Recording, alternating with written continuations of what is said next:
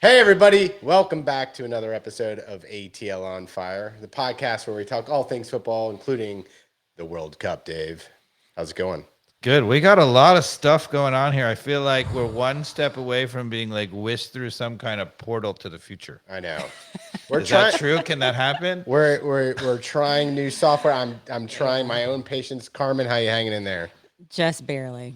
By a thread. When By the a thread. producer is at the end, then we're in big trouble. Well, here's the scary She's the thing. only one who's composed around here. Yeah, and besides all this new technology, they put a camera on me. Yeah.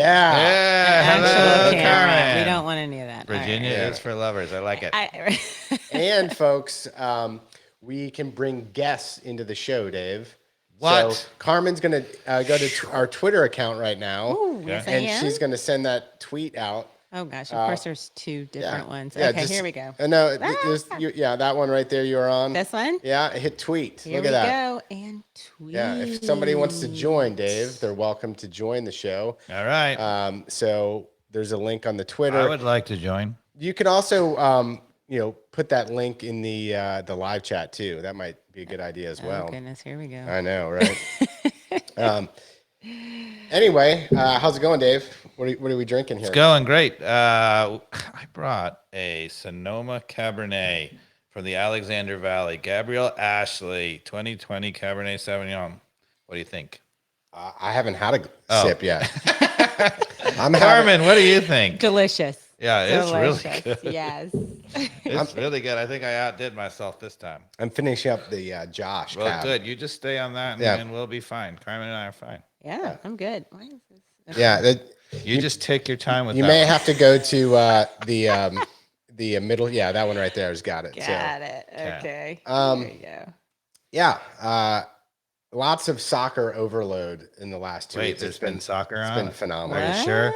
What? I've almost OD'd, but Really? I missed a lot of the games today, though. Unfortunately, Do you remember in the very, very beginning, the beginning of soccer, there was the Fox Soccer Channel, right? They first started Yep. out with the Fox Soccer Channel.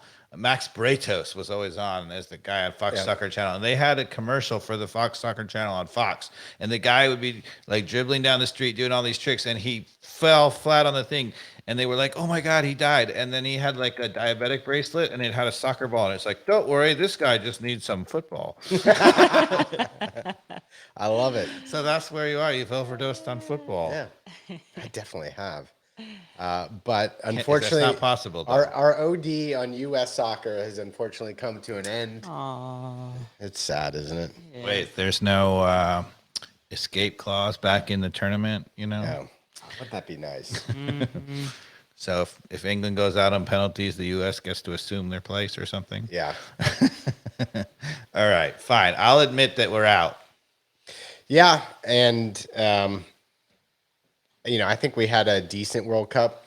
Considering where I predict us, which was not getting out of the group, and playing poorly, right? Which is the worst thing. So overall, you felt like you saw a different brand of U.S. soccer talent than in previous World Cups, where it had to be all grit and grind.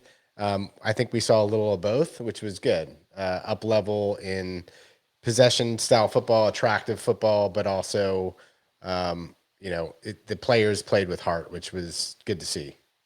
Yeah, I mean, it's certainly a great generation. I have this conversation maybe scheduled for the end, but we could start with it. I wanted to talk about Klinsmann versus Berhalter and the timing of the coaches. You want to go through the games first, or you want to go right to that? Let's go to the games. All right. So the last podcast we talked about the 1-1 draw against Wales, and so we played the English. the Brits on that glorious Friday. Had a great party here. The pork turned out great, people. Not since Lexington And I replicated it again. So I've got the formula down for the green egg pork butt. not since Lexington and Concord have we skirmished so well with the British. Brilliant. But let's talk about that game. It started out with the U.S., I would say, on the front foot. Would you agree for the My first first 10? note is early cagey affair. England with a lot of possession, but not far up the field. Yeah. And anything funky in the starting lineup that really drove you crazy in the England game? No, I mean, the as we talked about, and we'll continue to talk about, square peg through round hole, right? The fact that we have to play with a striker. It was Sargent in the first game, then all of a sudden it's Haji in the second game. And if you had told any U.S. soccer fan that starting in the second game of the World Cup against England, anytime during qualifying, that the starting striker would be Haji, would they have believed you? Nope. No, no, No. And that's a problem, I think. You don't want to be going into, the second match, the biggest match of the group stage, and you got a striker who's basically never played with the team before. Now, Sargent in that game, I will say, is the best I've seen him play for the U.S. men's national team. In the first game, you mean? No, the England game he played. When he came off the bench. Or was it Iran that he No, played? Iran, he came back. You're talking about Iran. Okay. Yeah, the second game, Haji played the whole time. In fact, I don't think even Sargent played at all. That's right. And remind me of the goal scoring sequence in the England game. So there is no goal scoring sequence in the England game. It's no, a 0-0 draw. It's a 0-0 draw. Yeah, it's a trick question. Like he's trying to throw us off. No, nobody scored. Yeah. It was a cagey affair the whole way. Now, what were our best chances? We didn't really have many good chances. That Pulisic upper 90 shot that hit the crossbar, right? Was like one of our closest moments. Yeah. That's the I think one. so, That's the one that's coming to mind. That was the most. one. And McKinney, I feel like, had a couple that he probably would want back. Yeah, I'm getting my games mixed up, but the one that I don't remember Pulisic hitting the bar at all. I do remember everybody showing the McKinney one. There was a cross in the box. It was a little bit behind him, and he skied it over, and people said, "Oh, he should have done better." I mean, there was very little chance for him to score that chance. It was half chance at best. Yeah, and Pulisic's was a half chance too, but the way that he unleashed on it, it was a sweet attempt. To be fair, England had very little chances either. In the 10th minute, their really only great chance of the game was in the 10th minute. Kane could have scored. There was a cross back, and Zimmerman blocked it after a great overlapping run from Saka. There was one more for Kane too. It was at the very end of the game, that header that he whiffed. Remember, he headed it wide of the goal. Yeah. I mean, Kane doesn't usually miss. I mean, he got all his head on that, and he just put it wide of the goal. Yep. So that was a super dangerous chance. So those are it, right? That's it. So the rest of the game really to look at is, overall, I felt like we were winning duels in the midfield. I feel like we dominated in the midfield throughout the game. I was shocked that Bukayo Saka, is that how you pronounce his name? Bukayo Saka? I don't know how you pronounce his first name. I just call him Saka. He was he's young and great. He was young and great, and I was going to be terrified of him in that game. Yep. Didn't see him. Yeah, he disappeared. So how is he not running by Ream? Because he was matched up against Jedi. Oh, that's right. He's on the right side. Yeah. And Jedi, he's got some wheels. But even that matchup, right? But that shows the quality of. We really dominated in the midfield, which meant that those guys didn't get isolated that often, right? On one-on-one. I will say that, and here's my foreshadowing. In the 15th minute, in the 12th minute. Tim Ream wouldn't come out far and mark Kane because he was really worried, right? He let Kane dropped off a little bit, and he let him come back and just have all possession, be able to turn and play. And it didn't cost us in this game. But what happened was, in the 15th minute, the same thing happened again. It was Zimmerman not coming out to mark Saka. And what it was doing, it was causing our center midfielders to track back. I mean, you had Weston McKennie, Tyler Adams tracking back to cover the strikers. Yeah. And I think we're going to talk about it later, but and maybe Carmen, if we haven't done it yet, maybe could try pulling up the highlights of the loss where we go out to the Netherlands, because I'd like to actually go through some of that. But I think that we talked about at the beginning of the tournament. Where's our problem? Our weakness is in the center back. Tim Ream is old. He's slow. Would the high line be a problem? People get behind him. The answer to that was sort of no.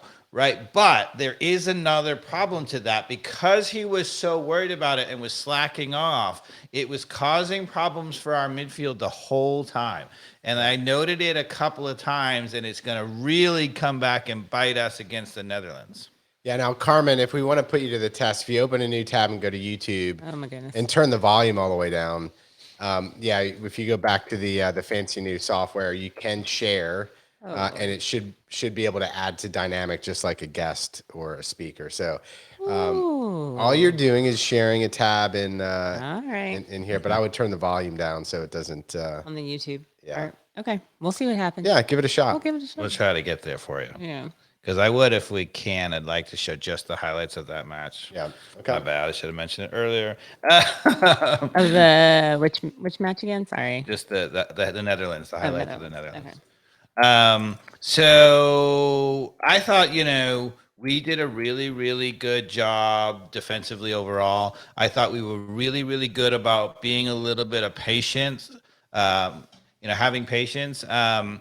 The interesting thing, and again, I'm going to contrast this to the Dutch game, right? So one of the things about Berhalter is a pretty patient buildup, right? Yeah. So in this game, we pass the ball. It allows our backs to get up the field. We kept possession of it, the whole thing.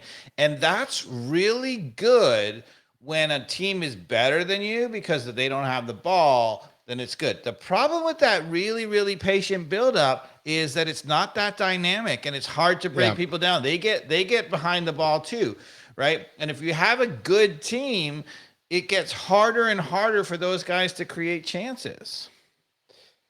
So, what's your grade, U.S. versus England overall? I have to B, say, C? I mean, it's very hard to say pure A or A plus, because you would say with this quality team, if we had our greatest ever match, maybe then we could have come out and blitzed them and beat them 2-0 or something. So maybe A minus, but it's close to perfect. Yeah. We did really well. Yeah. And do you think we would have won that game if Harry Kane was on our team?